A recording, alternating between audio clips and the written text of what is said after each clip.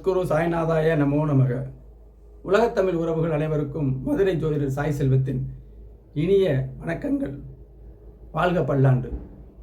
Caesarean குறிப்பது எப்படி என்பதை பற்றி இந்த பதிவில் பார்ப்போம். அதாவது சுகப்பிரசவத்துக்கு வழி இல்லாமல் போடும்போது சிசேரியன் பண்ணுவாங்க. அதுக்கு நாள் குறிப்பது எப்படி என்ற சிறு விளக்கம்.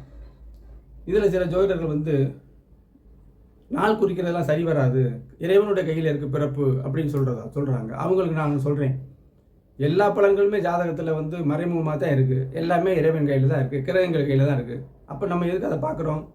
அப்போ அந்த விஷயத்தை எப்போ கல்யாணம் நடக்கும், எப்போ குழந்தை பிறக்கும், எப்போ வீடு வாங்குவேன், சொத்து சுகம் வாங்குவேன், கார் வாங்குவேன் அப்படின்னு நம்ம ஒரு பலன்களை பார்க்கும் பொழுது சிசேரியன் அதாவது இந்த குழந்தை இவங்களுக்கு இந்த நேரத்தில் பிறக்கும்னு கண்டுபிடிக்கலாம்.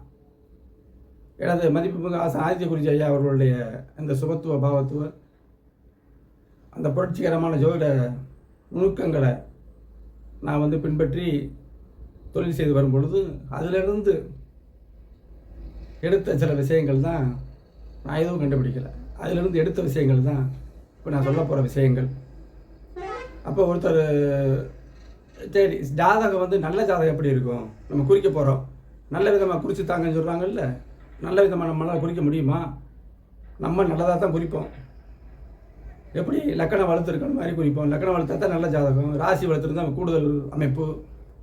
திரிகோணம் அதாவது பாக்கியாதிபதி கெட்டு போகக்கூடாது, பூர்வ புண்ணியாதிபதி கெட்டு போகக்கூடாது, கேந்திர ஸ்தானங்கள் நல்லா இருக்கணும், ஆணாக இருந்தால் 10ஆம் இடம் நல்லா இருக்கணும், அந்த குழந்தைக்கு குழந்தை பிறக்கிற அமைப்பு இருக்கணும், நல்ல விதமாக யோகமாக பிறக்கக்கூடிய அமைப்பு இருக்கணும், மனைவி நல்ல அமைப்பாக வரக்கூடிய அமைப்பாக இருக்கணும், யோகமான தசாபுத்திகள் வர்ற அமைப்பு. எல்லாருக்குமே ஆசை தான். ஆனால் எல்லாத்தையுமே நிறைவு செய்ய முடியுமா? ஒரு சில குறைபாடுகள் இருக்கும், ஒரு சில விஷயங்கள் நல்லபடியாக இருக்கும். இதில் தான் பிறவி ரகசியமே இருக்குது. ஆக நம்ம எப்படி குறிப்பது? நம்ம வந்த உடனே எல்லாருக்குமே இந்த ராகு காலத்தில் பிறக்கலாம் அதையெல்லாம் நம்ம குறிக்கக்கூடாது. திதி கரண யோகம் அதெல்லாம் விட்டுறணும். திதி பார்க்கணும். ஏன்னா வளர்பிற அமைப்பில் பார்த்தா நல்ல சிறப்பு. ஆக எல்லா விஷயத்தையும் நம்ம கனெக்ட் பண்ணி கொண்டு வரவே முடியாது. இதில் தான் பிறவி ரகசியம் இருக்குது. பிறவி ரகசியம் என்ன? ஜாதகத்தோட தரம் ஒன்று குறையும் ஒன்று கூடும். சரியா? அப்போ எப்படி நம்ம குறிக்கிறது? அதாவது ஒருத்தர் ஒரு சிசேரியன் குறித்து கொடுங்க,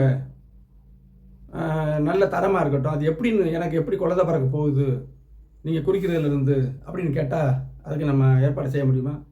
நிச்சயமாக முடியும். எப்படி செய்யணும்னா, அவங்க பெற்றோர் அந்த குழந்தை பிறக்க போது பாருங்க, அவருடைய அப்பா அம்மா ஜாதகத்தை வாங்கணும். அந்த ஜாதகத்தை நம்ம குறித்து கொடுக்குறது எப்போனாலும் இருக்கலாம். அந்த ஜாதகத்தை வாங்கும் பொழுது அந்த ஜாதகத்திலே வாக்கியமாக இருந்தால் திருக்கணிதமாக மாற்றிக்கிறணும். அது எப்போ உள்ளது. 2 பேர் ஜாதகத்திலையும் 5ஆம் இடத்தை பார்க்குற கிரகம் குரு பகவான், குருபவனுடைய வீடுகள், 5ஆம் அதிபதியுடைய வீடுகள், ராசிக்கு 5ஆம் அதிபதி இப்படிலாம் நிறைவாக இருந்தால் இவங்களுக்கு நல்ல குழந்தை நிச்சயமாக கிடைக்க போகுதுன்னு அர்த்தம். அப்படி இருக்கும் பொழுது நம்ம குறிக்கிறது ஈஸி. நம்ம அந்த ராகு காலம் இந்த வெள்ளிக்கிழமை பிறந்தால் கொல்லி போட பிள்ளை இருக்காது, செவ்வாய்க்கிழமை ஆண் குழந்தை பெறக்கூடாது, இப்படிலாம் சொல்கிற கருத்தையெல்லாம் ஒதுக்கிட்டு லக்கணம் வளர்த்த மாதிரி நம்ம ஒரு முனையை பிடிச்சிருத்தா எல்லாமே சரியாக வந்துடுங்க. அதுக்கு தான் பெற்றோர் ஜாதகத்தை பார்க்கணுங்கிறேன். கான்ஃபிடன்ஸாக குறிக்கலாம். நமக்கு அது ஹெல்ப் பண்ணும். அப்போ பெற்றோர் ஜாதகத்தில் குழந்தை அமைப்பு நல்லா இருந்தால் ஒரு டேட்டு கொடுத்தாங்கன்னா ஈஸி, அல்லது ஒரு வாரம் கொடுத்தாலுமே நம்ம ஹார்ட் ஒர்க் பண்ணணும். லக்கணம் நல்லா வர்ற மாதிரி ஒரு அமைப்பை எடுக்கணும். இதுக்கெல்லாம் தீர்வு தான் பெற்றோர் ஜாதகம். இன்னொரு விஷயம் சொல்கிறேன், அந்த லக்கணம் எங்கே விழுகும் அப்படிங்கிறத இன்னொரு ஒரு அமைப்பு. பெற்றோர்களில் அப்பா அம்மா 2 பேர் வேலை பார்க்குற அமைப்பு இருக்குது. அரசு வேலை, தனியார் துறை இதெல்லாம் இருக்குது. யாராவது ஒருத்தர் கண்டிப்பாக தந்தையார் வேலை பார்ப்பார். சில வீட்டில் தாய் வேலை பார்ப்பாங்க, தந்தையாருக்கு வேலை இருக்காது, அவர் சாதாரணமாக இருப்பார். அப்போ இப்போ உதாரணத்துக்கு தாய் தந்தை அமைப்போடு வச்சுக்குவோமே, தந்தையார் வக்கீலாக இருக்காருன்னு வச்சுக்கோங்க. அப்போ பையனுடைய ஜாதகத்தில் 9ஆம் இடத்தோட சனி சுபத்துவமாக இருப்பார். இந்த அமைப்பை வச்சு நம்ம லக்கணத்தை சரி கட்டலாம். அதேமாதிரி தாயார் ஒரு ஆசிரியை அப்படின்னா 4ஆம் இடத்தோடும் சந்திரனோடும், மாதாக்காரன் சந்திரனோடும் குரு பகவான் தொடர்பு கொண்டிருப்பார். இந்த நிலைகளெல்லாம் வச்சு நம்ம வந்து அந்த நம்ம குழந்தையோட லக்கணத்திலிருந்து 4ஆம் இடம் 9ஆம் இடம் சூரிய வீடுகள் சந்திர வீடுகள் 9ஆம் அதிபதி 4ஆம் அதிபதி இப்படி அமைப்புகளாக நம்ம கனெக்ட் பண்ணி பார்க்கும் பொழுது நிச்சயமாக நம்ம கரெக்டாகவே குறிக்கலாம்.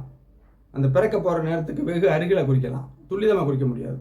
இப்படி நான் குறித்த 3 ஜாதகங்கள் இருக்குது. ஒரு ஜாதகத்தை நான் பதிவு பண்ணி திரும்பவும் அந்த 3 ஜாதகத்தை விளக்குகிறேன்.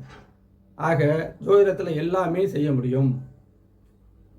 அக்கறை இருந்தால், ஆர்வம் இருந்தால் கண்டிப்பான முறையில். நீங்கள் சிசேரியன் குறிக்கணுமா? கண்டிப்பான முறையில் பெற்றோர் ஜாதகத்தை அனுப்புங்க. எப்படிப்பட்ட குழந்தைகள் பிறக்கிறதுக்கு முன்னாடியே சொல்லிடலாம். டயத்தையும் துரிதமாக குறித்து கொடுக்கலாம். அடுத்தடுத்த பதிவில் பாருங்கள். சேனலில் சப்ஸ்கிரைப் பண்ணுங்கள், லைக் பண்ணுங்கள், ஷேர் பண்ணுங்கள். அடுத்த பதிவில் சந்திப்போம்.